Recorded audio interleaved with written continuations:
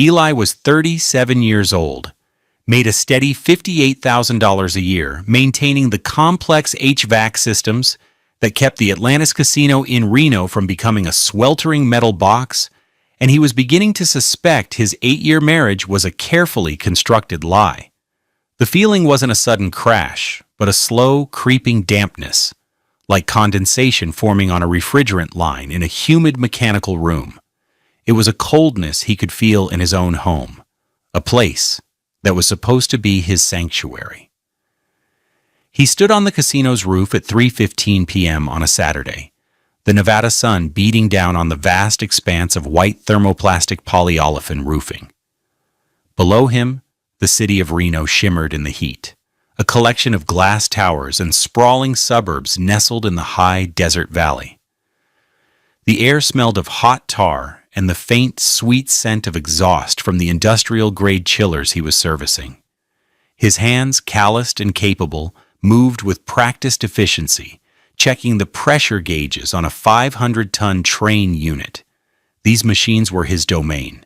They were complicated but honest. If there was a problem, they told you.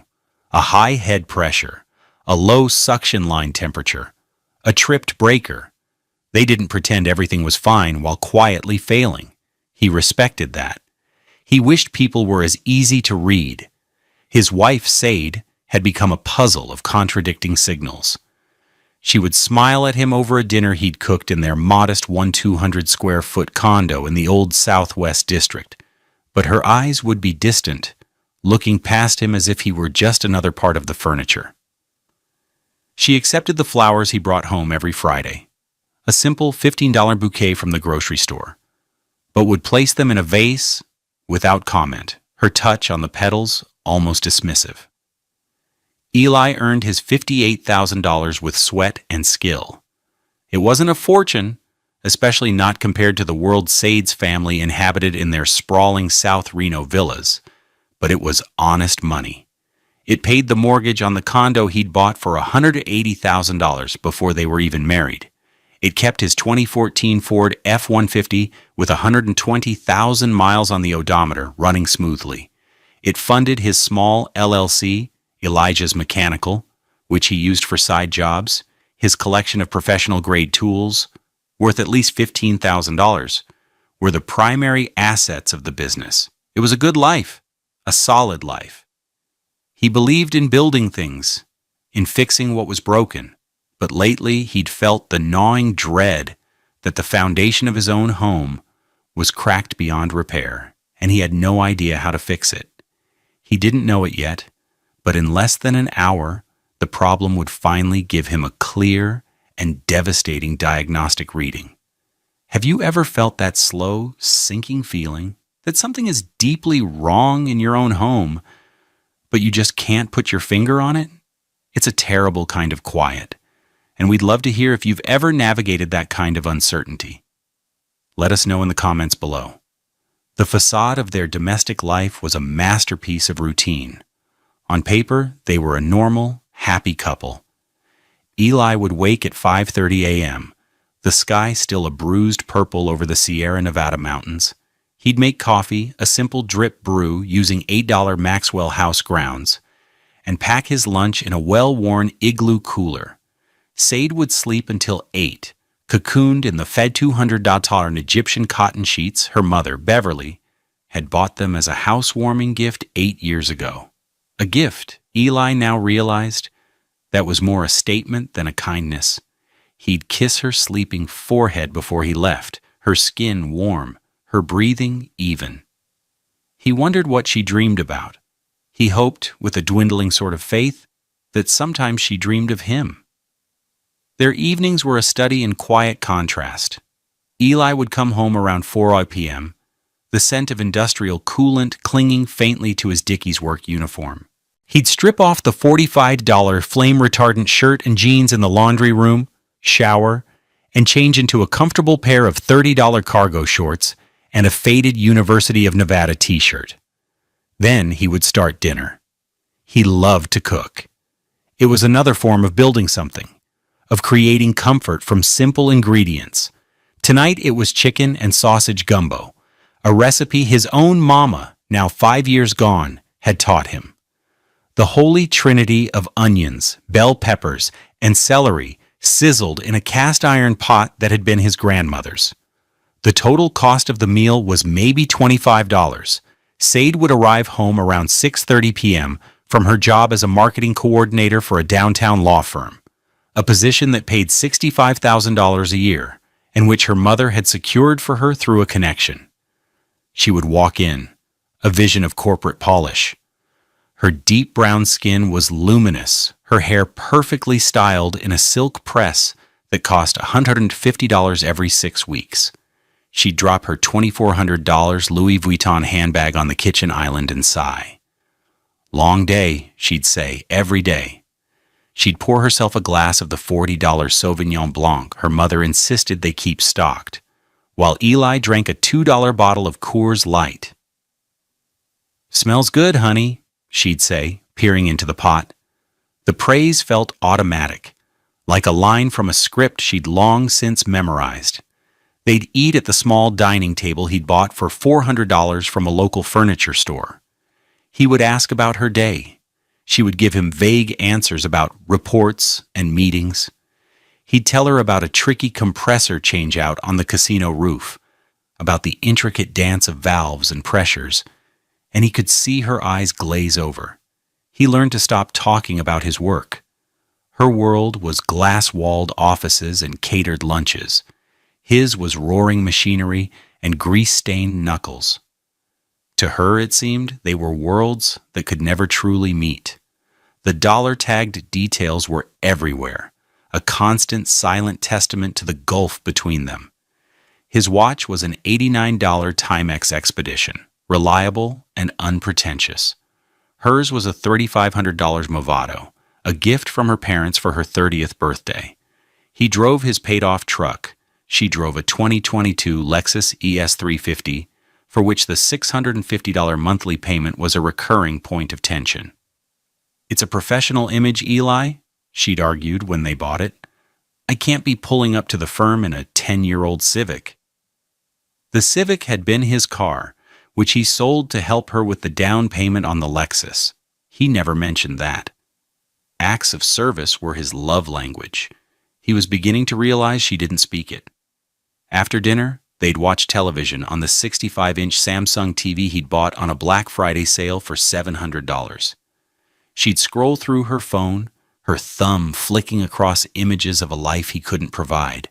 European vacations, designer fashion, friends clinking champagne glasses on yachts.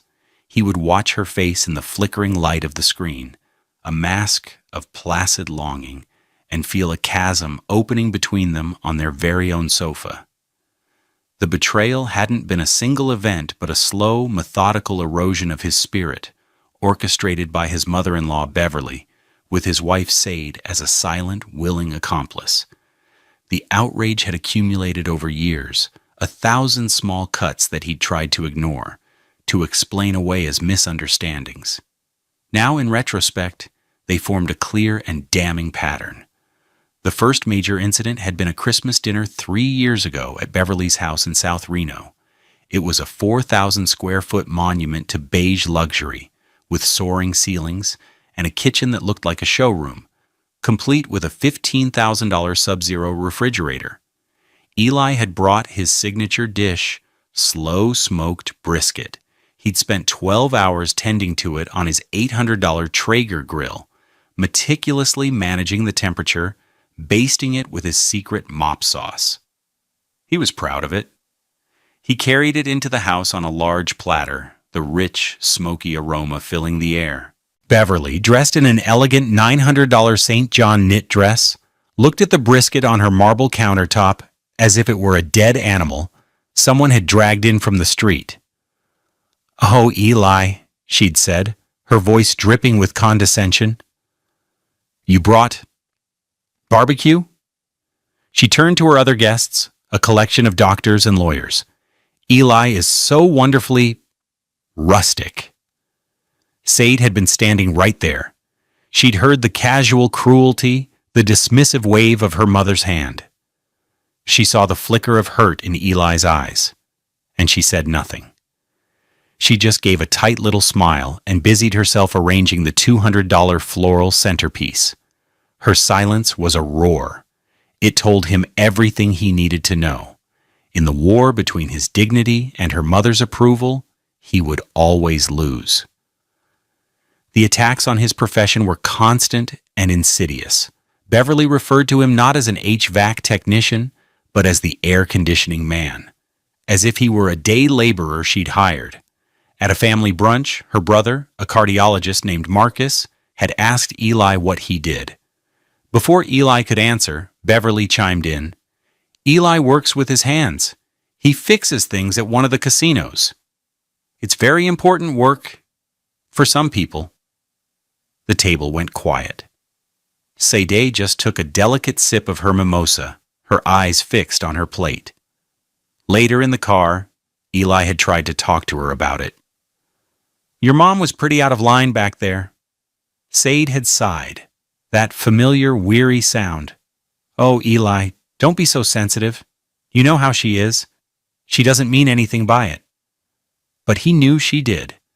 Beverly meant every single word, and Sade's defense of her mother was, in itself, an indictment of him. The final straw, the one that had prompted him to secretly seek legal advice back in January, was a conversation about their future. They were discussing buying a house, moving out of the condo. Eli had been saving diligently, putting aside $500 a month for the last 4 years, accumulating a down payment fund of $24,000. He'd found a nice 3-bedroom house in a quiet neighborhood for $450,000. The mortgage would be tight, but manageable. When he showed Sadie the listing, she'd looked at it with a pained expression. This is nice, I guess, but it's not South Reno. Sade, we can't afford South Reno. The houses there start at $1 million. My mother says a starter home is a trap, she'd replied, her voice taking on Beverly's authoritative tone. She says we should wait until we can afford to be in the right neighborhood. It's about asset appreciation, Eli. It's about our image. Our image? Or your mother's? He'd asked, the question sharper than he intended. It's the same thing, she'd snapped, and the mask had slipped. For a fleeting moment, he saw the raw ambition and disappointment in her eyes. I don't want to be stuck in some middle-class tract home for the rest of my life. I want what my parents have. Your father is a senior partner at a law firm, Sade? I'm an HVAC tech. We are not them.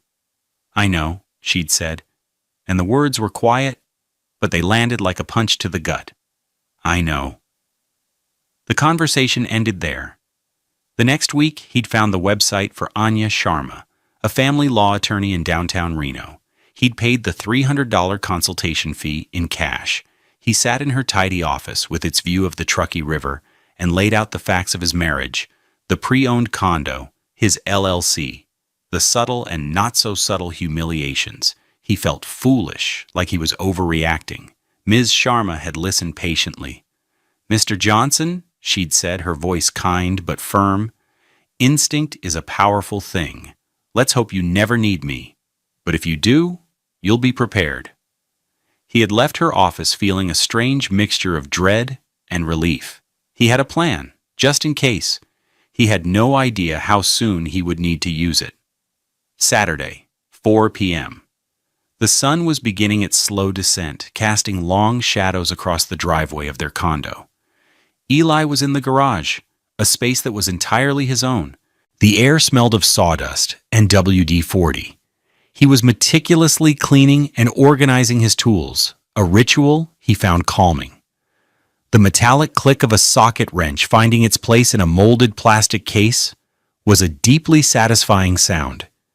He had his small Bluetooth speaker playing, a low hum of a local jazz station. It was peaceful. Through the open door that led into the house's laundry room, he could hear Sadie in the living room, talking on the phone with her mother. He paid it no mind. It was their daily ritual, a post-work debriefing session he had long ago learned to tune out. He was polishing a set of crescent wrenches when he heard Beverly's voice, tinny and sharp through Sade's phone, rise in volume. I just don't understand why you're still hesitating, Sade. It's been 8 years of this mediocrity.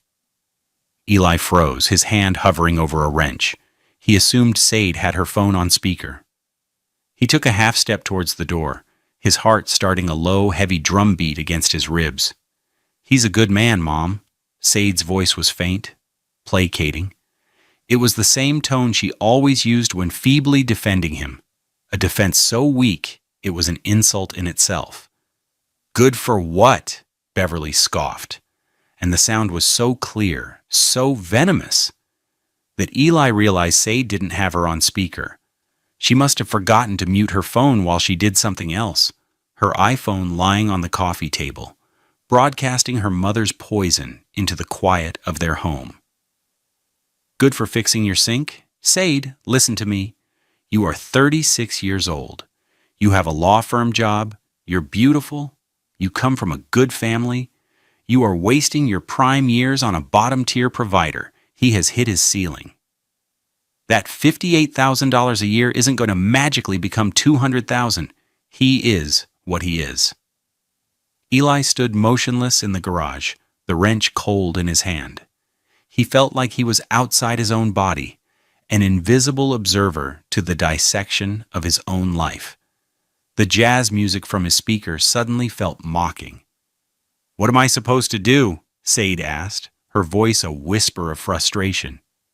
"You do what I've been telling you to do for years."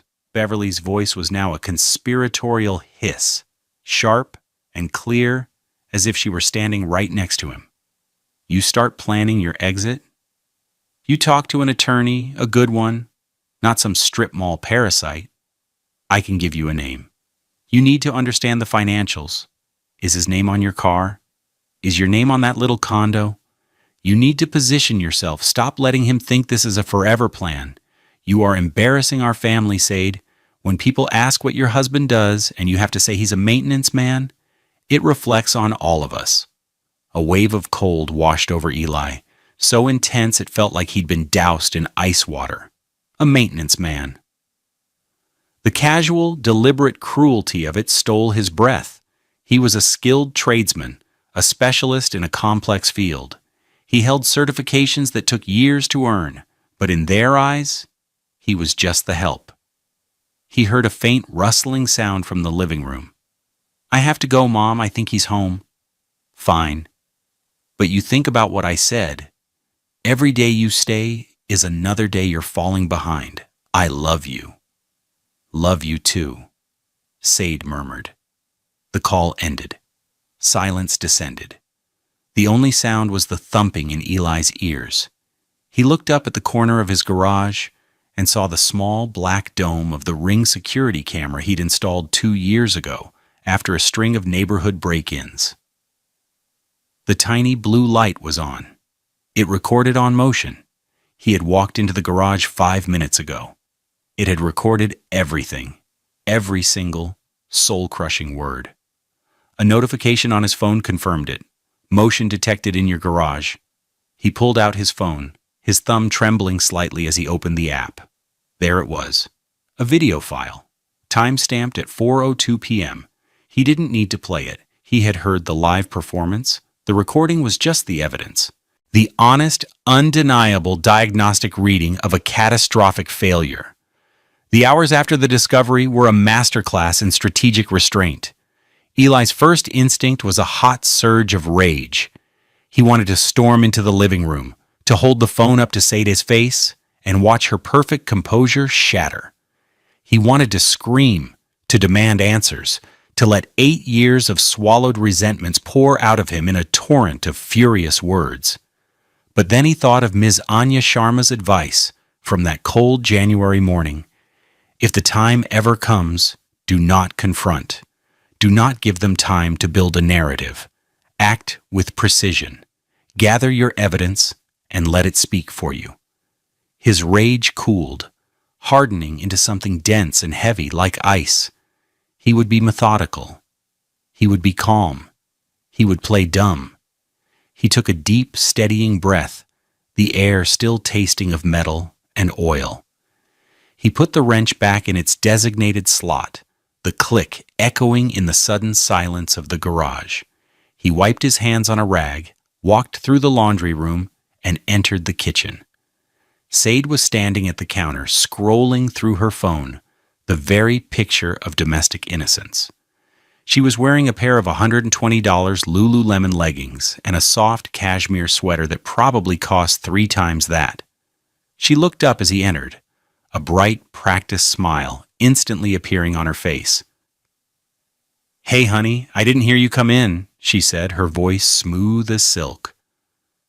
The lie was so effortless, so immediate, that it almost made him laugh. "Just finishing up in the garage," he said, his own voice sounding unnervingly normal. He walked to the sink and washed his hands, scrubbing away the grime. "Gumbo's been simmering for a while. Smells about ready." "Oh, good, I'm starving," she said, placing her phone face down on the granite countertop. She came up behind him and wrapped her arms around his waist, resting her chin on his shoulder. Her touch felt like a violation. Her body, once a source of comfort and intimacy, now felt foreign, the body of a stranger who had been observing him from a distance, judging his every move. He could feel the warmth of her cheek against his back, and all he could think about was her mother's voice. Bottom-tier provider. "You feel tense," she murmured, her fingers gently kneading his shoulders. "Tough day at work?" He had to fight the urge to flinch away from her. He forced himself to relax under her touch. "Just a long day on the roof. The sun really beats you down." He turned, and her smile was right there, inches from his face. It was a beautiful smile. He used to think it was the most beautiful thing he'd ever seen. Now he could see the mechanics of it, the slight pull at the corners of her lips, the way it didn't quite reach her eyes. It was a performance. They ate dinner together at the small table. He served the gumbo over rice, the steam rising between them. She praised the food with her usual polite enthusiasm. "This is amazing, Eli. You're such a good cook." He just nodded, eating his food. He watched her as she talked about her day, about a tedious meeting and a difficult client. Each word was a stone, building a wall between them. He was a silent observer on the other side, watching a woman he didn't know at all. She had no idea that he had a recording of her betrayal saved to the cloud. A digital ghost that would soon haunt her every waking moment. The dramatic irony was thick enough to choke on. She was playing the part of the loving wife, and he was playing the part of the oblivious, devoted husband. It was the last act of their sham marriage, and he was determined to play his part to perfection until the curtain fell. He had made a critical mistake for 8 years. He had underestimated her capacity for deceit. He would not make the mistake of letting her know she had, in turn, completely underestimated his capacity for cold, calculated action. That night, Eli lay in their bed, a king-sized frame they'd bought for $2,000 from Pottery Barn, a concession to Sade's taste. He lay perfectly still, feigning sleep, his breathing deep and even. Beside him, Sade slept soundly, her face peaceful in the pale moonlight filtering through the blinds. He had never felt more alone. The intimacy of the shared bed felt like a mockery. He waited until 1:17 a.m., when he was certain she was in a deep sleep. He slipped out of bed, his feet silent on the hardwood floor, and went into his small home office. He closed the door, the soft click of the latch sounding like a gunshot in the quiet house. He sat down in his worn $150 office chair and opened his laptop, a 5-year-old Dell that was slow to boot up. He put on his headphones, took a deep breath, and pressed play on the Ring video file. Beverly's voice filled his ears, no longer tinny and distant, but crisp and clear, a viper whispering directly into his brain. "Wasting your prime years on a bottom-tier provider? He has hit his ceiling. You are embarrassing our family." He listened to the entire 5-minute conversation 3 times. Each listen peeled back another layer of denial, exposing the raw, rotten core of his marriage. He wasn't just married to Said. He was in a hostile partnership with her and her mother. Said's quiet agreements and non-committal murmurs were not weakness. They were complicity. His grief, which had been a cold knot in his stomach, began to transform. It sharpened into a fine, hard point of clarity. This wasn't just an insult.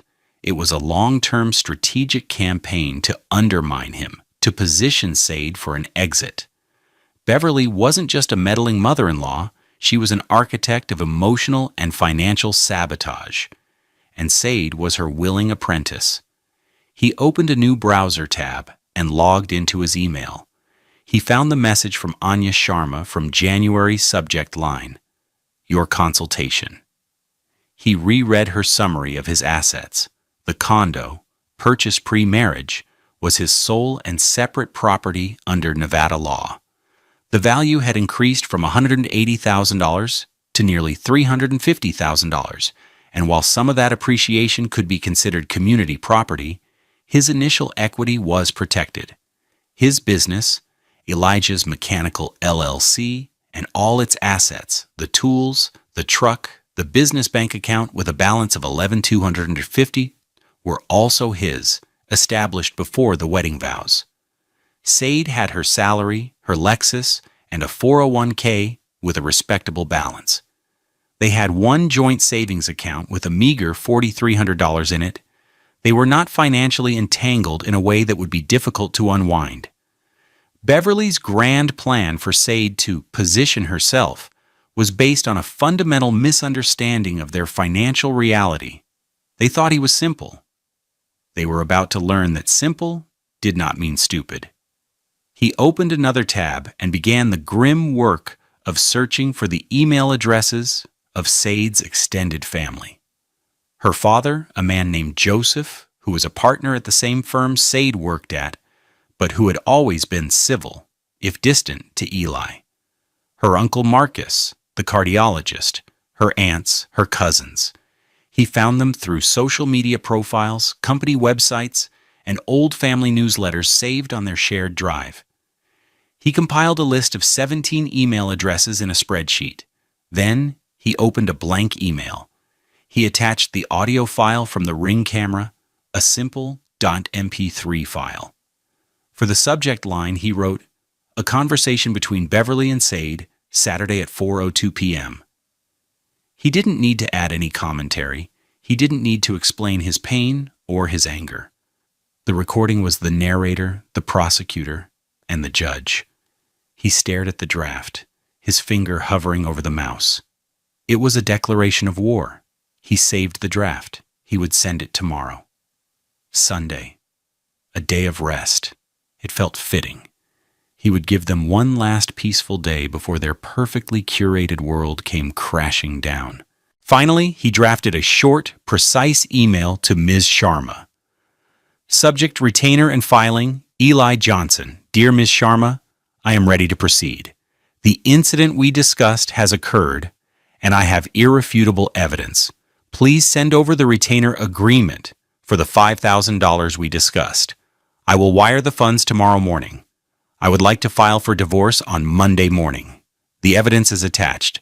Please review at your convenience. Regards, Eli."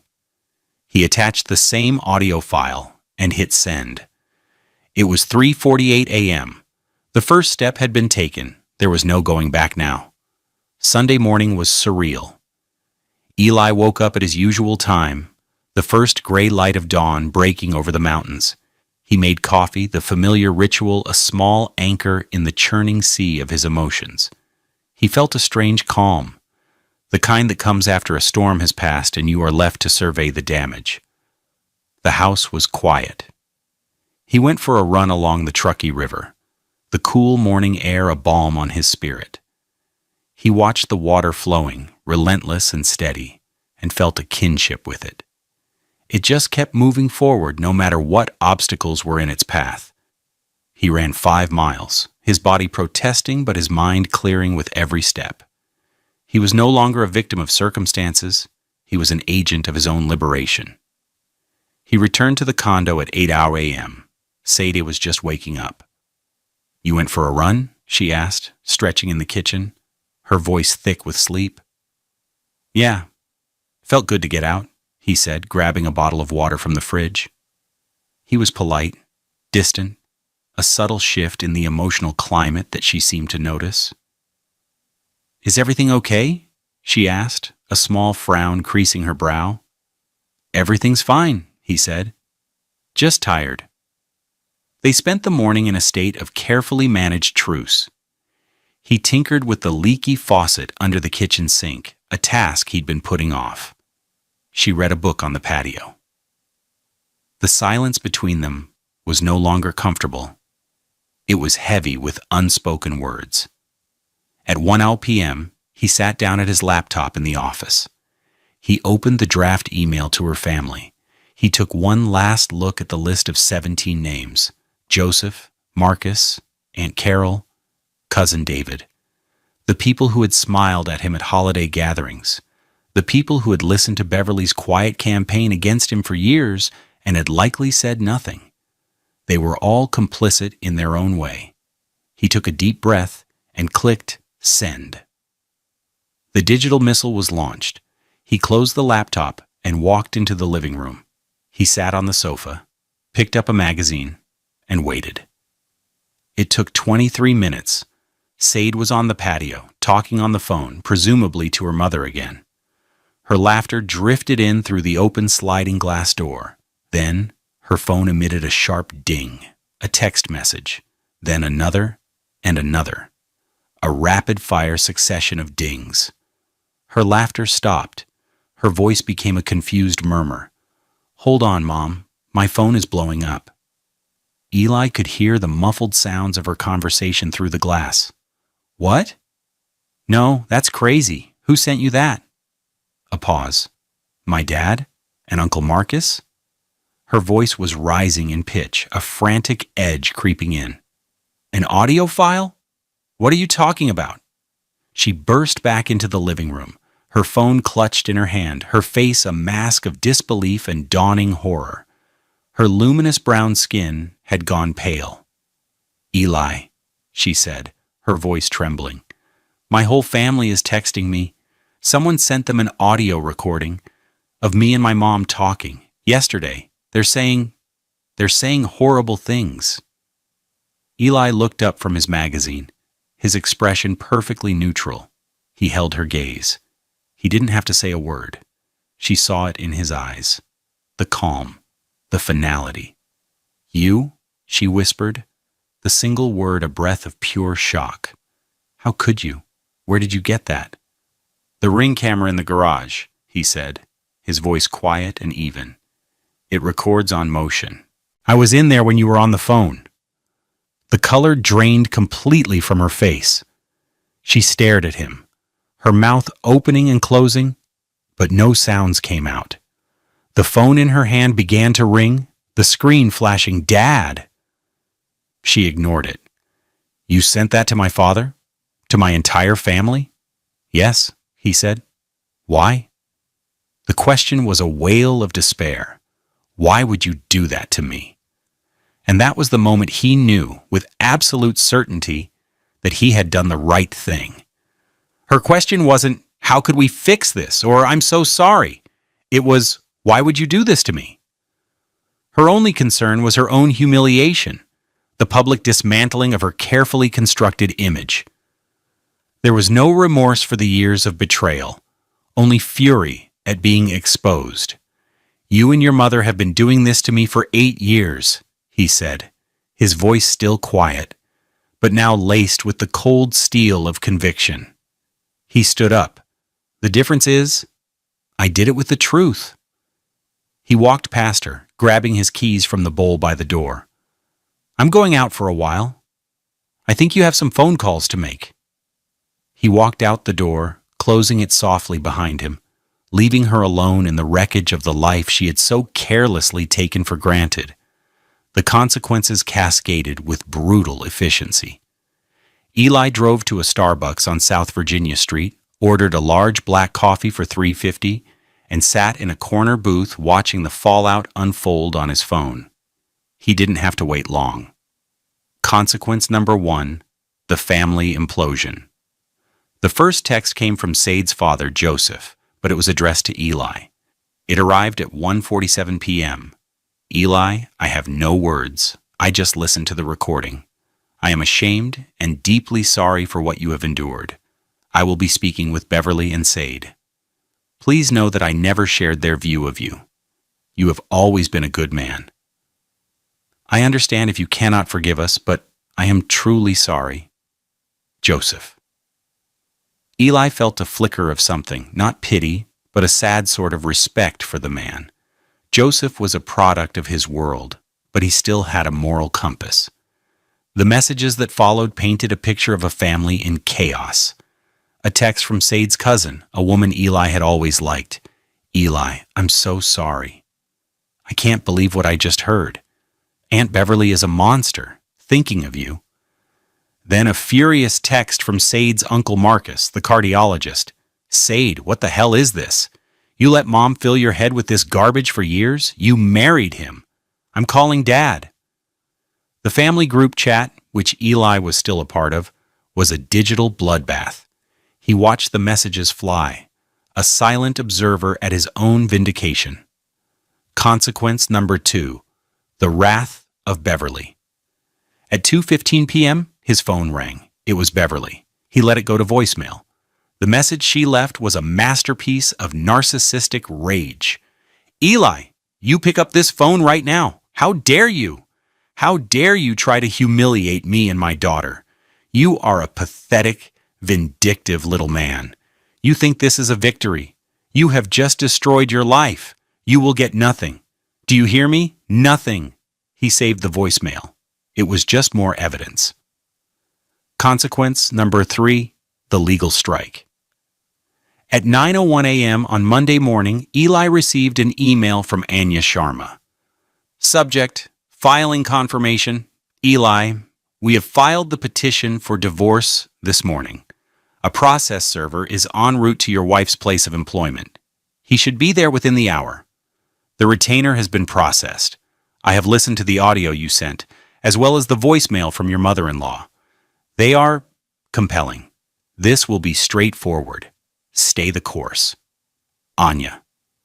The total cost of the filing and the server was $850. Deducted from his $5,000 retainer, it was the best money he had ever spent. Consequence number 4, the public humiliation. At 10:30 a.m., Sade called him, her voice a choked sob. A man just came to my office, Eli, in front of everyone. He served me with divorce papers. In front of my boss. How could you? The shame was what hurt her most, not the loss of her husband. The damage to her precious professional image was her primary concern. The law firm, the very place her mother had secured for her, had become the stage for her public downfall. Consequence number 5, the financial reckoning. The divorce papers laid out the cold, hard facts. Eli was petitioning to affirm the condo as his sole and separate property. He was petitioning to affirm his LLC and all its assets as his own. He was offering her half of the joint savings account, a grand total of $2,950. He was making no claim on her 401k or her personal bank accounts. He was not asking for alimony. He was simply asking for a clean break, taking only what was rightfully his. For Sade and Beverly, who viewed marriage as a vehicle for financial advancement, this was the ultimate insult. There was no payday. There was no golden parachute. There was only the Lexus with its $650 monthly payment, her designer wardrobe, and the stark reality that the comfortable life she'd known, subsidized by his steady, bottom-tier income, was over. She would have to find a new apartment with first and last month's rent, a security deposit, and utility hookup fees that would likely cost her over $4,000 up front, almost the exact amount in their joint savings. The math was simple, and it was brutal. She had listened to her mother's terrible advice for 8 years, and the final bill had just come due. 6 months later, the Reno sky was a brilliant, cloudless blue. The autumn air was crisp, carrying the scent of drying leaves from the cottonwood trees that lined the Truckee River. Eli ran along the path, his feet pounding a steady rhythm on the pavement. The divorce had been finalized 2 months ago. It had been, as Anya Sharma predicted, remarkably straightforward. The audio recording was a silver bullet. Beverly and Sade had made some noise about fighting for a piece of the condo's appreciated value, but their attorney quickly advised them that a lengthy court battle, with the recording as Exhibit A, would only result in more public humiliation and legal fees they couldn't afford. Sade had walked away with her car, her clothes, her 401k, and her half of the savings. She had moved into a $1,800 a month apartment complex near the airport, a significant step down from the life she'd envisioned. Beverly, according to family gossip that still trickled down to him, was persona non grata at most family functions. Her own husband, Joseph, was reportedly sleeping in the guest room of their beige mansion. Eli felt no joy in their downfall, only a quiet, profound sense of peace. He had shed a weight he didn't even realize he'd been carrying for 8 years. His condo felt like his own again. The quiet was no longer tense, it was serene. He had painted the living room a warm gray, sold the Pottery Barn bedroom set, and bought a simple, sturdy wooden frame for $600. He was reclaiming his space and his life. His biggest change, however, was at work.